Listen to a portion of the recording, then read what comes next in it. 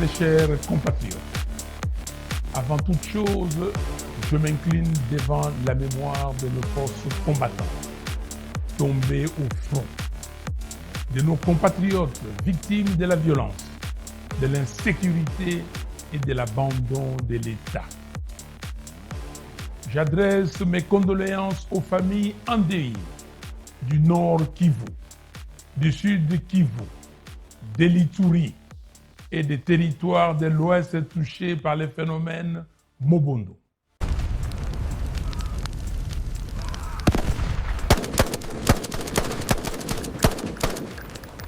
All right, everyone mount up. Let's move out. Keep your eyes open. Ndabasuhuje kandi yemwe nanone bahaye n'ikaze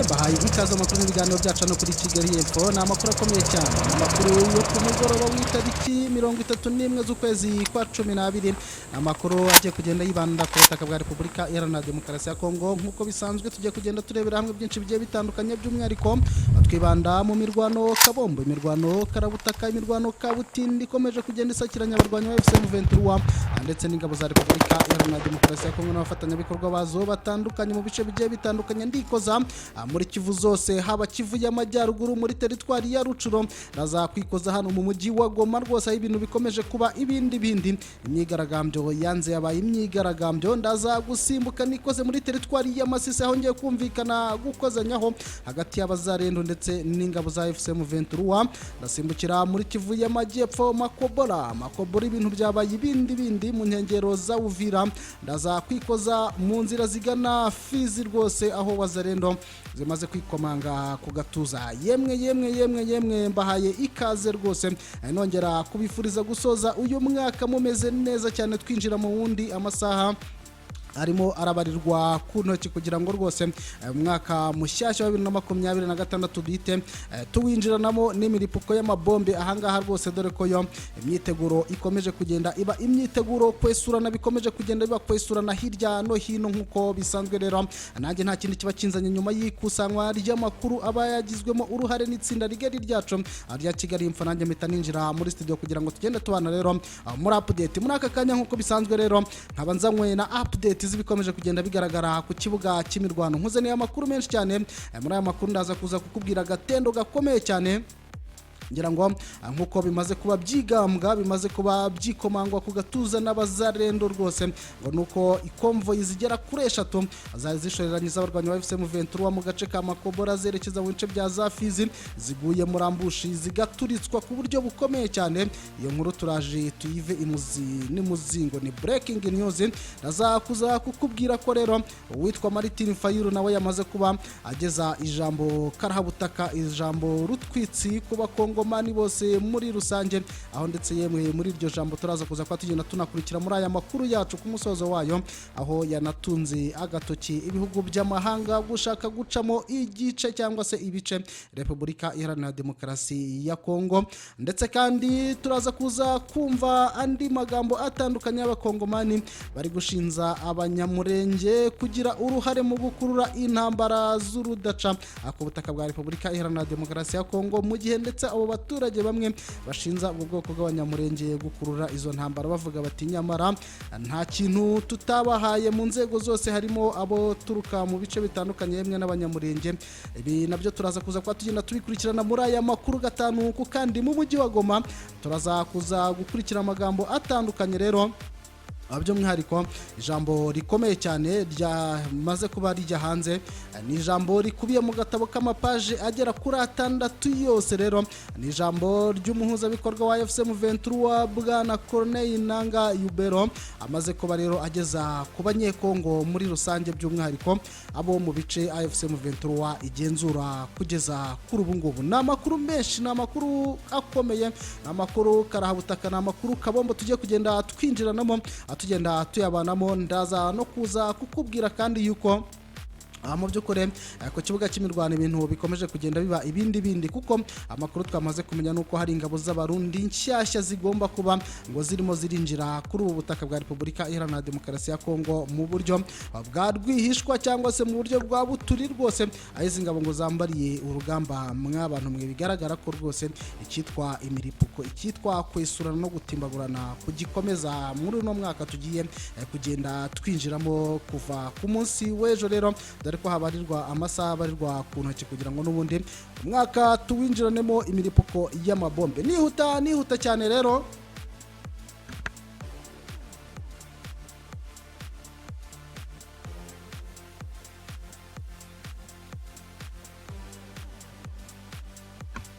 Munyemerere nk'uko bisanzwe duhita duhera kuri breaking news. Breaking news ni amakuru amaze kuba agenda akwirakwira ku mbuga nkoranyambaga zitandukanye, aho rero abo mu itsinda rya Wazalendo bakomeje kwikomanga ku gatuza kuri uyu mugoroba, abemeza ko amakomvo yagera kuri 3 yaragiye gutanga umusada ku barwanyi batwirwaneho muri Kivu y'Amajyepfo. Ayo akaba ari amakomvo yo ku ruhande rwa FCM 23 ngo yaba amaze kugwa muri ambushi y'Abazalendo, nk'uko Abazalendo bakomeje kugenda babyigamba. Rero izo konvoyi rwose ngo zikaba zari zirimo abasirikare badasanzwe, rero ngo zikaba zatezwe ambushi n'abarwanyi ba Wazalendo, bakaza kuza rero ngo kuba bagira gutya bakaziturikirizaho icyitwa za rokete rwose ku buryo bukomeye cyane. Ngaho hantu rero hakaba habayeho guhita habaho gukozanyaho mu by'ukuri hagati y'Abazalendo n'abo barwanyi ba FCM 23 ni mu gace gasatira za Fizi. Hanyuma nk'uko itsinda ryacu rikomeje kugenda rishakisha ibijyanye n'ayo makuru kugira ngo n'ubundi mu by'ukuri tuze kuza kuba twaza kuza kumenya mu by'ukuri niba hari abarwanyi babashije kugwa muri iyo ambushi, niba hari abafatiwe mu mateka, ndetse kandi tuze kuza kumenya mu by'ukuri uko byaje kuba byarangira. Byose turaza kuza kubigarukaho mu nkuru zacu ziri imbere, ariko icyo nakubwira cyo nuko kugeza kuri aka kamwanya nubwo Abazalendo bakomeje kugenda bikomanga mu gatuza bigamba iyo ambushi kabutinde bagabye ku barwanyi ba FCM 23, nta ruhande rwa AFCM 23 rwari rwatangaza ibijyanye n'iyo ambushi kabutinde. Ariko nanone nkubwira ko biramutse bibaye ari byo rwose aba barwanyi ba Abazalendo baba bakomeje kugenda bakora mu jisho ry'intare za Sarambwe, aho ibintu bishobora kuza kuba bigenda biba bibi kurushaho, byaba ari igitero simusiga, cyaba ari igitero kabutindi, cyaba ari igitero kibabaje cyane ku barwanyi ba FCM 23 akije gikurikira icy'ubwato bw'aba barwanyi rero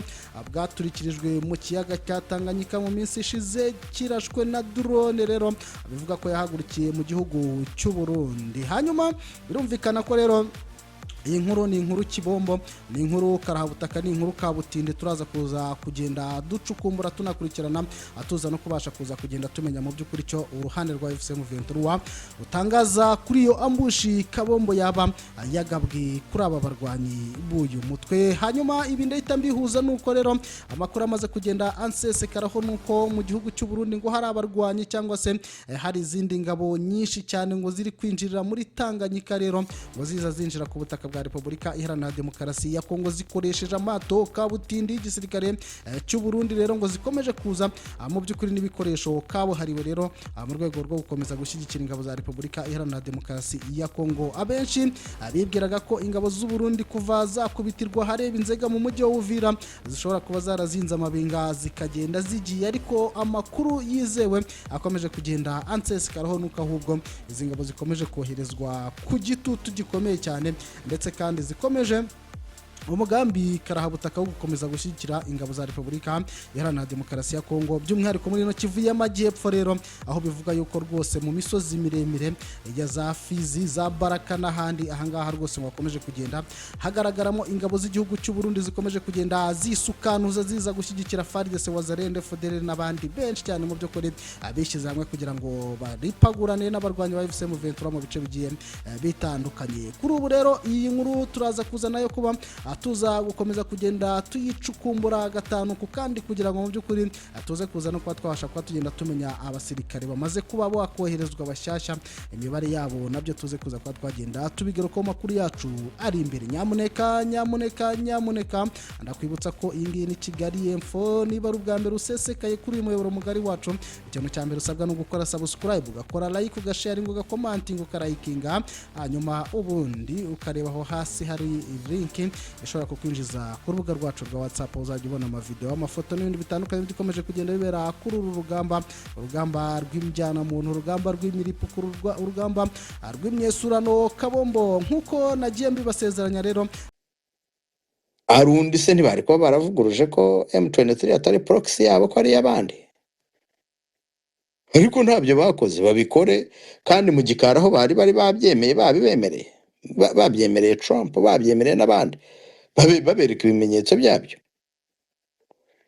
nuko byagenze ntukibaze ngo kuki ngo babaye abanyarwanda rya ntibabaho aho nta na gatoya ntago babaho reka ndekera aho ngaho nta na parliament bagira nafuje nakongera akantu se ku Rusagara avugera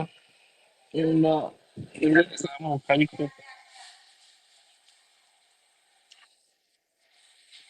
ya banza ko nta objection banza ndi buvuge ntababarira abo ntanze nta kibazo wafatwa ndashaka gutsindagira ijambo Rusagara avuze avuga ngo tubigire Bibiliya njyewe ndashaka kubabwira ko mugenda nabigize base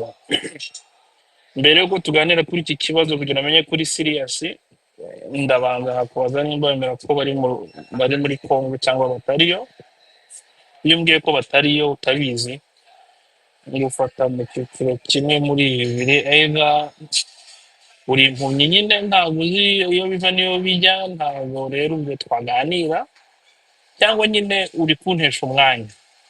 ubwo nabwo rero twaganira ibintu bibiri either uri nyine urahumirije uri indangare kandi ubwo nimba uri indangare nyine ntabwo turi kuri bimwe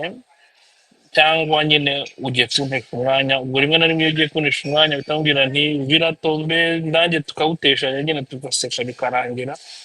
kuko ntabwo dukwiye kuganira n'abantu cyangwa kugira debate n'umuntu uzi ukuri akavuga ibintu kuko hano nk'uko Claudine bazabivuga n'abandi hano bakunda kubivuga iyo utari represent wa guverinoma guhisha ukuri kuzi ubu gushaka ko dukina ikisi ubute I don't know ntabwo byumva neza numa ngo ntabwo ari umuvugizi wa leta se wafashe umwanzuro wo kujyana bari abantu hariya turabizi bariyo cyangwa urabizi bariyo none urashaka kumbwira ko tuganira ubizi ko barera kuvuga ko batari turaganira gusa mu by'ukuri yewe mfite nako neza mutse nshaka gutsindagira kandi ubwo abo ntakiruzi ndabasuhuje mukomere ndizera ko uko biri kugenda bigaragara igihe kiri kuvaho twagize imana twabonye perezida wa Congo yumva neza Kagame uko akora nk'uko Rusagara bivuze abantu bifitemo intelligence kuri France 24 mu kanya gashize biragaragaza ko abantu bakangutse Kagame ibintu byo kuba nta munoza yiriza ibyo ashatse byose abihabwa ntabwo bizasubira bakoze nta ntari gusakuza ntabwo ndi butinde mukomere nizere ko mwanyumvise neza ko urusaku ruri hano ntabwo ntirworoshye urakoze manzi urahari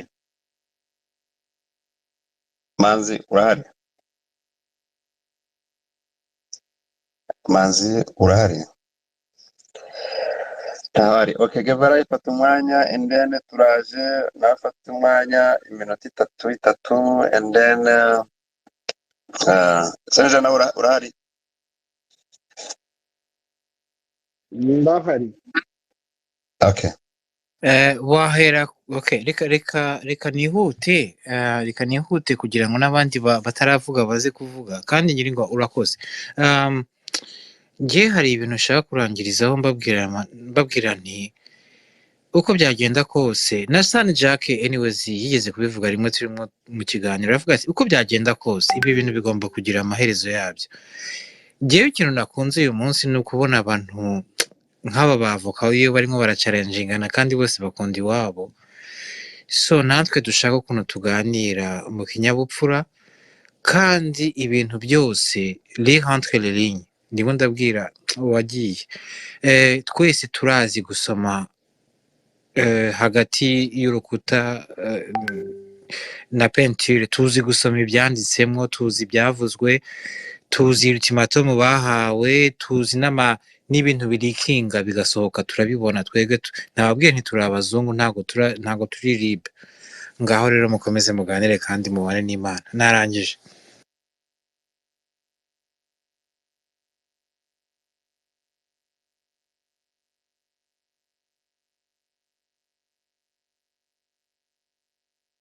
muhe abandi ijambo jye narangije bro yari jewe nkuri juriste donc les lawyers nga wiwe asha kufuta igihe ashakiye cyangwa akawushiraho cyangwa akawetanda akagira uko ashaka parce que n'umushinga wiwe nta numwe yamuterereye amahera ngaha nta numwe babivuganye nta person donc hajya United Nations n'umushinga wa Amerika murabe ikintu bita donc la conférence de Humboldt Ox donc qui a en fait été le point de départ w'umushinga wa Nations Unies donc 21 août 1944 donc Amerika a invité qui voulait à cette conférence là donc il y a fait l'initiative donc au sortir de même pas au sortir la guerre n'était pas encore terminée la deuxième guerre mondiale donc iyo yari yamaze guprojecta uravuga Yalta no Humboldt Ox à Washington DC donc muri Georgetown hafi ya Georgetown donc 21 août 1944 donc intambara yari guhera en 45 donc yanda babwire comment les superpuissances se projettent dans le temps et dans l'espace donc abo bajya bumva la Russie donc l'Angleterre tout ça baba associé buke avant ils invitaient juste abo shashaka des experts donc nous c'est bon essentiellement donc avec Staline bon barabivugana buke donc après ils ont construit ça après ils sont passés à la conférence de San Francisco c'est pour vous dire qui est le propriétaire rero Amerika hajya iyo yavuze ibintu donc muri ONU d'Assemblée générale cyane muri Conseil de sécurité donc c'est par convenance yuko irokera l'accord des uns des autres ngo on va voter ou pas normalement je vous dis bon j'ai dit un point entrée uretse ko quand tu invites un partenaire bon comme la Russie comme il devait le faire à l'époque après tu te comptes nk'uko urongoye umugore donc après tu n'as plus le poids de décision washaka donc vous devez négocier les décisions donc mugabo je vous dis Amerika avec une cascade de décisions donc uzi iyo historique ya na contexte yayo na ma jurisprudence yabaye donc je vous rappelle par exemple donc le débat qu'il y a eu abafise un peu d'expérience muri observation des donc bon d'abord l'âge qu'il faut et puis l'expérience soit par la recherche soit par les discussions dans les groupes de intellectuels barimo donc le contexte dans lequel Amerika a lancé la deuxième guerre du Golfe. C'est comme Kibziouka. Donc, Amerika a pris la décision unilatérale de faire la guerre. Donc, toute l'Europe était contre. Et essentiellement la France. La Russie a posé le veto. Et donc, Amerika est passé outre le veto. Et je vais faire la guerre. Hanyuma ushatse duhurireyo. Bon. Personne, il n'y avait pas assez de volonté donc guerrière du côté de la Russie pour aller se confronter avec nous sur le terrain des armes. Donc, le Chirac, à l'époque, le président de la France, il s'est opposé fermement. Donc, avec les grands débats, nous disons, donc Dominique de Villepin, qui était un ministre des Affaires étrangères, d'une éloquence, on n'avait jamais vu quelqu'un d'aussi éloquent aux Nations Unies. Donc, George Bush Junior est passé outre la dit bon. Donc, d'abord, où tu es assis. Ici, c'est moi qui décide. Ils sont allés passer aux armes. Donc, Saddam Hussein a fini donc pendu. Point. Donc, Hadja, c'est juste par convenience. Je vous dis, donc quand on a l'expérience et la jurisprudence et la connaissance exacte de ce qu'est les États-Unis aux Nations Unies, eh bien, donc, ibyo ntuze ya Maître Rusagara yavuze, ahubwo je sinabibwanamwumve n'irya mbere ndamwumva ahubwo yahora hehe d'abord kuko on a des débats ici, on a besoin des lumières comme ça. Donc,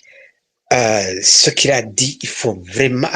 relire ce texte de l'ambassadeur kugira ngo uzomenye comment lire à la fois les textes de AFC, ce qui va lui arriver après, le statut de la AFC, s'il existe ou n'existe pas, je vous dis, AFC devant les États-Unis n'existe pas.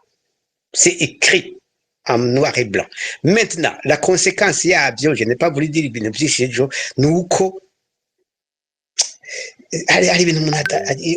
donc on a le frisson quand on à voir les efforts qui ont été déployés, donc les énergies mentales, donc les émotions qui ont été engagées derrière ce, parce que donc j'avais été victime donc une victime collatérale. Donc, je qualifiais maintenant de Kagara, Nerahamwe, etc. Parce que je disais, mais vous allez à la folie, vous autres. Ne faites pas ça. Donc ça donne le frisson. Et tout, au bout du compte, donc tous vos efforts ont été nuls. Vous êtes réduits à rien par une superpuissance qui peut vous réduire en cendres, n'importe quand. D'abord, je voudrais... Donc, l'ambassadeur a dit, un ambassadeur, donc, protocole diplomatique, il représente le chef de l'État. C'est comme si Trump parlait là-bas. Oui, donc,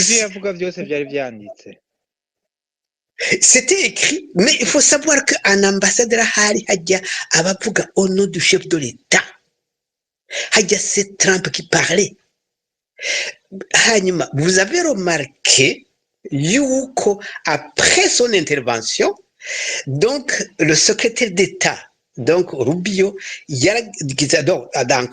d'abord nous disons, le sous-secrétaire d'État, moi j'ai visité ces instances aussi, donc sauf la présidence. Donc, Rubio. Il y a sous-secrétaire d'État, Lando. Sous-secrétaire d'État, Ujahadja niwe ali chargé du continent Afrique. Donc, donc l'autorité d'implémenter les politiques du chef de l'État, donc les volontés politiques et géopolitiques du chef de l'État. En cas de guerre, le chef d'État est un chef militaire d'abord. C'est le protecteur militaire, c'est le commandant suprême des forces. Il peut déployer les forces quand il veut. Donc, le sous-secrétaire est chargé de l'Afrique, du continent. Nicyo gituma mwarabonye ingene yabanje buke donc dans son statement aranza buke aramadwa donc le Rwanda ati vraiment turabagenzi vraiment j'apprécie beaucoup le Rwanda ndayikunda cyane gose mais regardez la dernière phrase ou les deux dernières phrases mais il a assassiné donc il a nullifié le Rwanda mais c'est incroyable. Il a mis fin à tout. Donc, donc, tout ce qu'il avait dit, les premières phrases, on a dit, mais alors, il y a amour n'inki.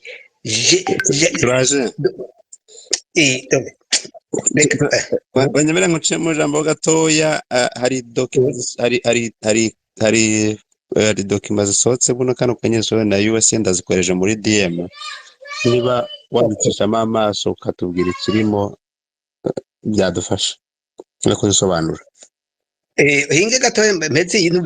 juste un point donc ngenda biraba après je vais nous demander la parole. Donc iyi ntuze ngomba kuvuga no kuvuga yuko ujya Lando ni donc le sous-secrétaire d'État chargé de l'Afrique. Pour vous donner une image waliwe ni l'équivalent uyu akomeye cyane rwose akunda kuvugira ntuze ya Kongo Olivier Nduhungire wakabarebe ushobora no kuvuga kabarebe muri ariko Olivier we niwe Olivier ni ekivara ya Rubio. oya abani boyo oya dishema bizana ntagomba ko muri affaire étrangère ngaha chaque continent ifise un sous-secrétaire d'état nicyo bita babitaso ngo ari usharije de l'Asie usharije de l'Europe usharije de l'Afrique usharije de Ninde uri charge wa East Africa please